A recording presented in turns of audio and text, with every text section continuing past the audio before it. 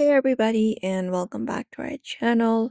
In this video, we are going to guide you through the process to get back your hidden apps on your screen.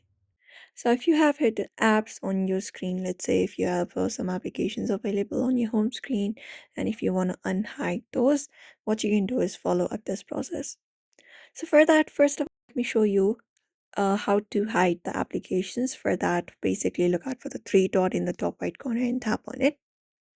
And once you tap on it, you can look out for the settings option and tap on it and access your settings of your home screen. So what you can do is basically scroll down and find the option of hide apps and tap on it. And from there, here you will be finding all of the applications that are actually hidden. So right now I have two applications that are hidden. Usually to hide application, you just need to select it and tap on done. When you do, the application usually gets hidden. To unhide it, usually in the top of your screen, in the very top right below the search bar, you can find all apps section with a minus icon, which means those applications are the ones that are hidden. Now, to get back those applications on your screen, you just need to go ahead and tap on this minus icon. Go ahead and follow up this minus icon and turn. And once you remove it, you just need to tap on done.